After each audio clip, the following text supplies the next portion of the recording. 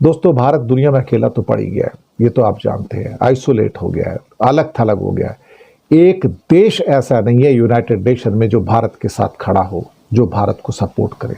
एक भी देश, एक देश ऐसा नहीं है जो भारत से ये कहे कि मैं पाकिस्तान को दोषी मानता हूं पहलगाम के लिए। एक भी देश नहीं, बल्कि भारत को अब आक्रमणकारी के रूप में देखा जा रहा है, जिसने पाकिस्तान पे अटैक किया। भारत को अच्छी नजर से नहीं देखा जा रहा है। और भारत ने एक एक करके पिछले कुछ सालों में मोदी जी की जो रोबस्ट माचो इमेज थी, जिसके कारण वो अपनी डिप्लोमेसी चलाना चाहते थे कि दुनिया भारत के बिना नहीं चल सकती, भारत महान है, दुनिया भारत की ओर देखती है, सब ध्वस्त हो गया। सारे किले ध्वस्त हो गए। दुनिया भारत के बिना चल सकती है, दुनिया ने बता दिया।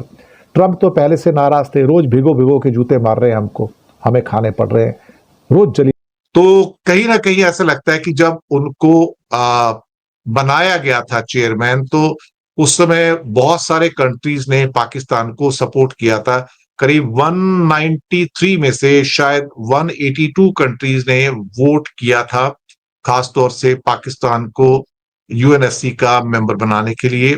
और बारी बारी से नंबर आता है, इसमें तो कोई खैर शक वाली बात नहीं है। और अभी 193 में से टोटल 182 वोट हुए थे कि पाकिस्तान को यूएनएससी में टेम्पररी मेंबर बनाना है। 5 परमानेंट मेंबर होते हैं, 10 टेम्पररी मेंबर होते हैं, 5 परमानेंट वीटो मेंबर से आपको पता है, मुझे कहने की जरूरत नहीं है।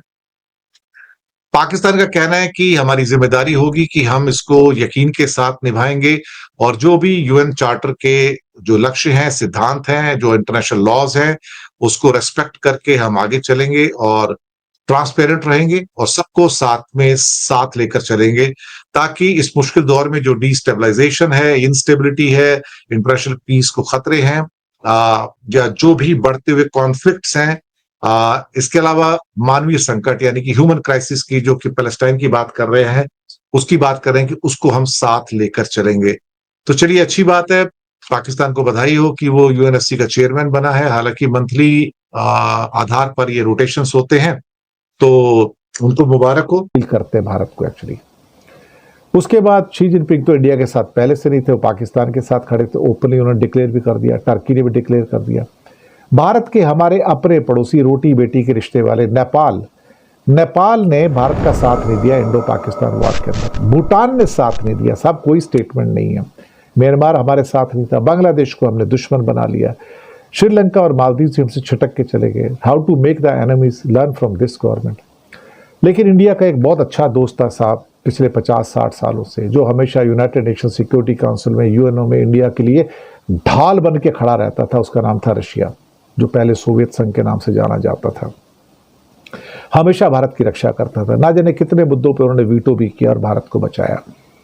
लेकिन आज रशिया भी दुखी है इंडिया से, क्योंकि मोदी जी ने अपना रुख जो है अमेरिका की ओर मोड़ लिया कि मैं अमेरिका की ओर जाता हूं, मैं रशिया की मुझे इतनी जरूरत नहीं है। और दिखावट के लिए रशिया में जाके कभी कभार जफी मार के आ जाना पड़ता था, बस वो दिखाने के लिए। ये ठीक है कि जब यूक्रेन के साथ वॉर शुरू हुई तो उस टाइम हमने तेल खरीदा उससे, लेकिन कहीं ना कहीं एक बात तो पक्की थी कि जब रशिया को भारत की जरूरत थी सपोर्ट की, कि इस वॉर में मुझे सपोर्ट करे, भारत ने उसे सपोर्ट नहीं किया। भारत अलग खड़ा हो गया, तटस्थ है। नहीं जी, मैं तो शांति के साथ हूँ, मैं तो शांति के साथ हूँ, मैं तो I am standing with the peace, peace is my side. वो सब कहने की बातें थी, लेकिन रशिया ने नाराजगी मोल ले ली। अल्टीमेटली रशिया नाराज हो गया और इतना गुस्सा हुआ कि अब जब पाकिस्तान को यूएनएफसी के अंदर टेरर कमेटी का वाइस चेयरमैन बनाया तो रशिया ने विरोध नहीं किया।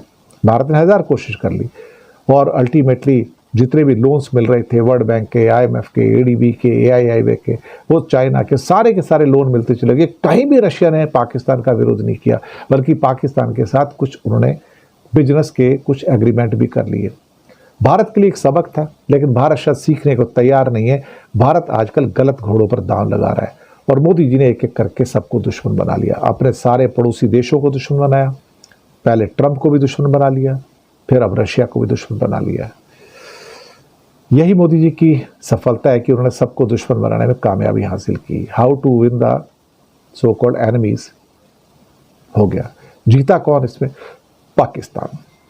रशिया भारत की साइड में आएगा? कतई नहीं। चीन के साथ वो चला गया, वही रहेगा।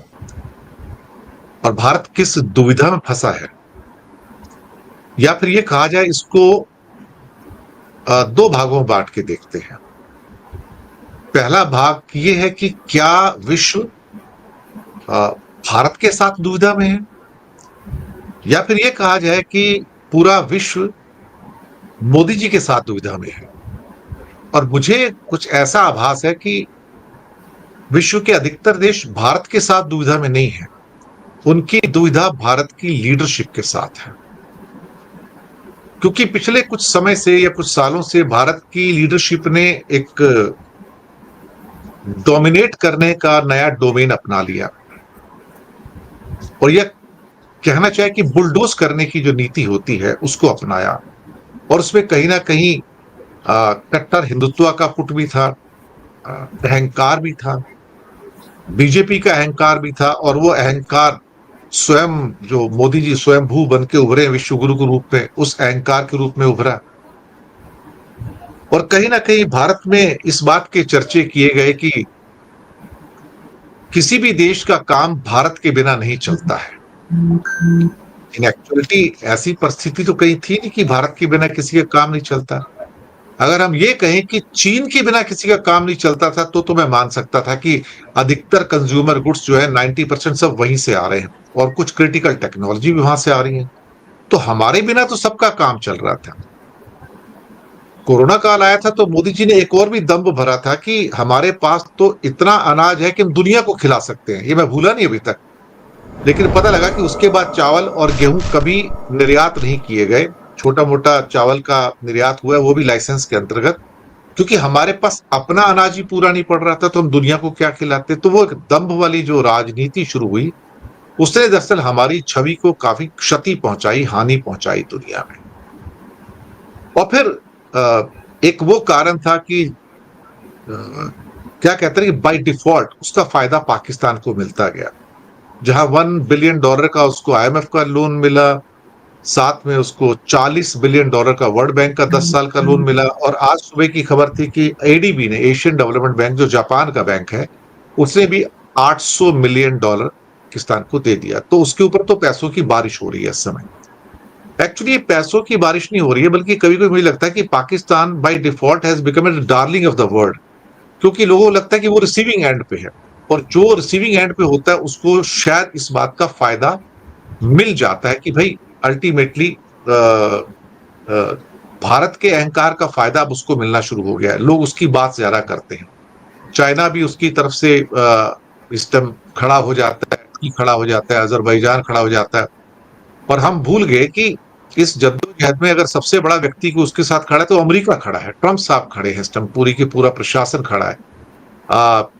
बाकी कई और देश हैं। अब जो ADB से लोन आया एकदम से $800 मिलियन का, तो जापान भी खड़ा है उनके साथ में। तो हमारा क्वाड भी एक तरह से कहा जाए तो धराशायी हो गया। दूसरी बात, एक नई चीज और उभरी जब यूक्रेन का अटैक हुआ, तो जिसमें कि ये कहा गया कि जो छोटे और बड़े की जो व्याख्या थी वो धराशायी हो गई, कि कोई पावरफुल नेशन है वही बर्बाद कर सकता है। यहां तो पता लग रहा है कि कोई टिड्डी भर का नेशन है वही बर्बाद करके आपको आ सकता है।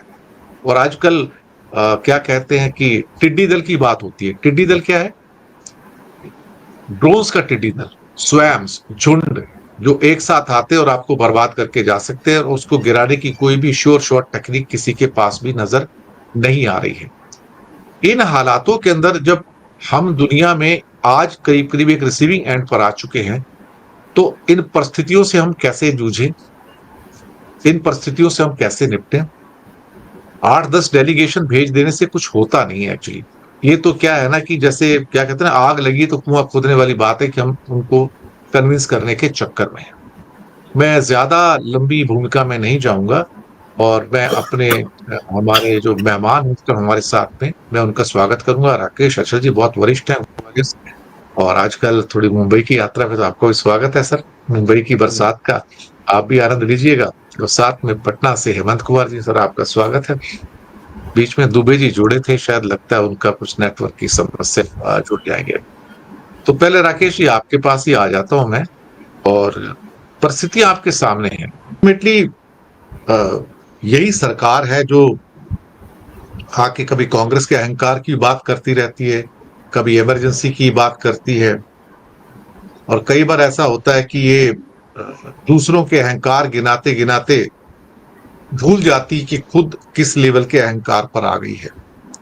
और जिस ढंग से इनके लीडरान आजकल जवाब देते हैं आगे से, वो कभी कभी ऐसा लगता है कि जैसे ना तो इनके अंदर कोई सिविक सेंस है, ना कोई सभ्याचार है, ना इन्हें बात करने की तमीज है। एक्चुअली कोई कम से कम इनको स्कूल में भेजे, इनको तमीज तो सिखाए कि भाई बात कैसे की जाती है। अल्टीमेटली ये देश है, ये कोई गली मोहल्ले की सभा नहीं है साहब, कोई ये नुक्कड़ नहीं जहां बैठ के आप कुछ भी गाली गलौज करके जो मर्जी कर लें। लेकिन इनके लोग तो पार्लियामेंट में भी गालियां देते हैं, इनके लोग बाहर बैठ के भी गालियां देते हैं, और इनको लगता है कि दुनिया हमको उस चश्मे से देखेगी जो चश्मा हम उनको प्रोवाइड करेंगे।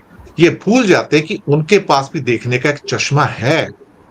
लेकिन मूर्ख हैं ये सारे के सारे, सच कहा जाए तो मूर्ख भी हैं, अज्ञानी भी हैं, अनपढ़ भी हैं, और इनको समझ नहीं कि एक देश चलाया कैसे जाता है। भगवान का शुक्र है कि इनको सत्ता अब मिली है, कहीं 1947 में सत्ता मिल जाती तब तक हिंदुस्तान